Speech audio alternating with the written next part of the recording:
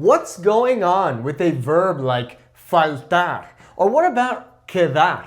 What about tomar or pegar? Well, in today's video, I'm going to teach you different verbs in Spanish that can have many meanings in English. Muchas gracias por estar aquí. Let's get learning. The first verb, faltar, meaning to miss, to lack, or to go until. Remember, context is king in Spanish. If I were to say the verb faltar, I could say, oh, well, this means to miss, to lack, to go until, and so on. I need that extra context to understand what we are trying to say. So, for example, me falta dinero. I don't have money, or I lack money. Me falta dinero.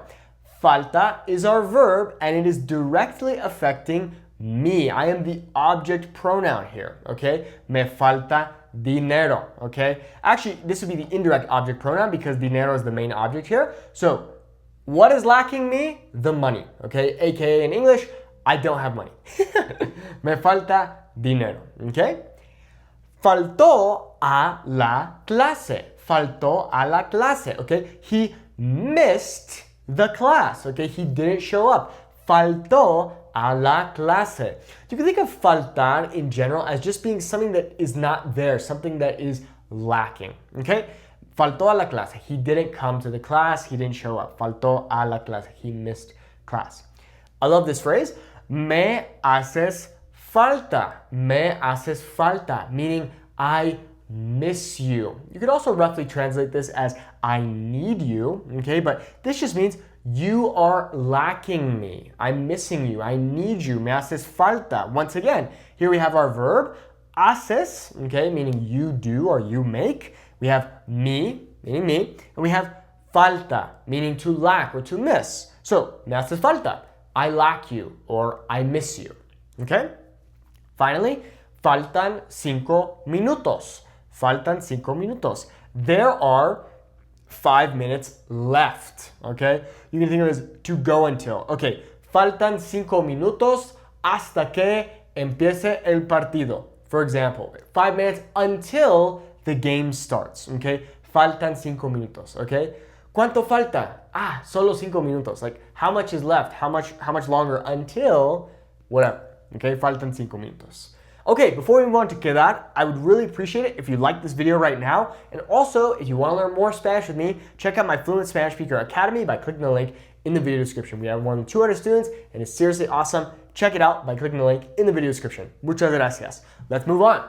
Quedar, meaning to meet, to remain, to fit, to end up. It can mean so many things. What the heck, Spanish? Well, once again, context is king. So let's take a look at some examples. ¿Cuánto queda? ¿Cuánto queda? How much is left? Or how much remains?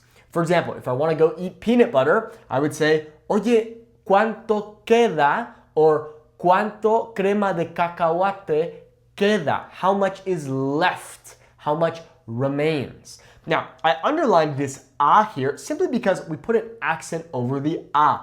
I just wanted you to see that. When we ask questions in Spanish, we will put an accent over this a, okay? It's the same idea with words like donde or como, for example. The pronunciation doesn't change with the accent on it. It's just letting us know in writing that we are asking a question, okay? ¿Cuánto queda? Okay, how much is left? How much remains? Quedamos a las 8. Quedamos a las 8. Okay, we agreed to, or we agreed to meet a las 8, at 8.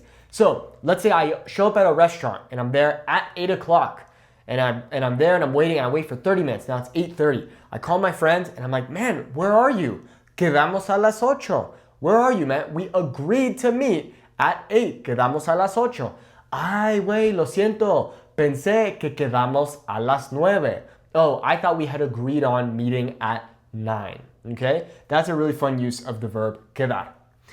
Me queda grande. This is the translation of to fit. Okay, so esta camisa no me queda grande. Okay, me queda grande. It is big on me, or it fits me large, but just meaning it doesn't fit me well, or it's big on me, okay? Me queda, okay?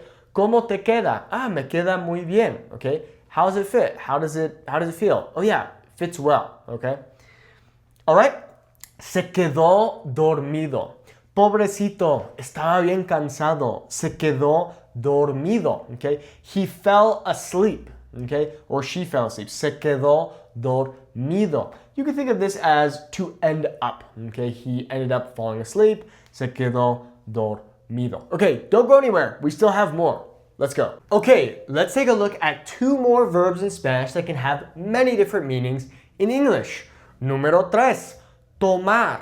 Tomar meaning to take, to drink, or to make a decision. So, for example, tomé agua. I drank water. This is the preterite tense. Remember that the preterite is for one-time actions in the past. I drank water. If this was the imperfect, then it would be tomaba agua, which means I used to drink water, or I was drinking water, depending on the context of the sentence. Remember, context is king in Spanish, okay? Tomé agua, I drank water, okay?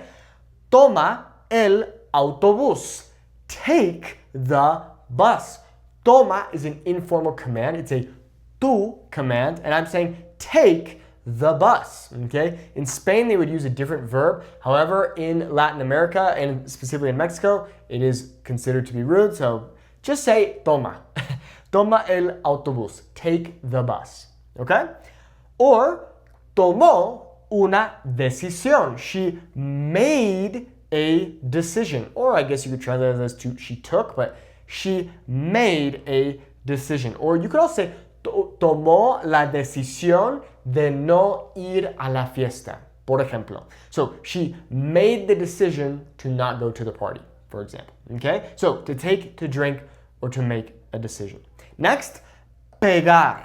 Pegar, meaning to hit, or to stick something, like to glue something, or to catch, meaning to catch a habit, okay? So let's take a look at some examples. Me pegó. Let's say there's two young brothers and they're fighting, and then one of them yells to the mom after the mom is scolding them. Niños, ¿por qué estaban peleando? Mamá, es que me pegó. He hit me, okay? Once again, that is the preterite, okay? Meaning he hit, right? He wasn't hitting, he didn't used to hit, he hit. That's a one-time action in the past. Me pegó, okay? He hit me, okay? Pega la hoja, okay? Stick the sheet, or you think of this as to glue the sheet. The word in Spanish for glue is actually el pegamento, okay? So pega la hoja, glue the sheet or stick the sheet, okay? And finally, se me pegó la canción. Se me pegó la canción. The song got stuck in my head. That's how we would say it in English. Here we're just saying the song stuck to me. What's going on with this se me? Oh, this is ugly. What is going on with this se me? Well, here, the idea is that la canción is doing the sticking to me. It is getting stuck to me. And it is not something that I am intentionally doing, nor that I want to happen. My intention is not behind it. Rather, the canción is the thing that is performing that action to me, and I am just being affected by it. Another example of this idea is with the very common phrase, se me olvidó, okay? Se me olvidó traer el pastel. I forgot to bring the cake. Now, when I say se me olvidó, instead of saying olvidé, well, it sounds like the forgetting happened to me. If I were to say olvidé el pastel, it almost sounds like I did it on purpose. There was intention behind the act of forgetting.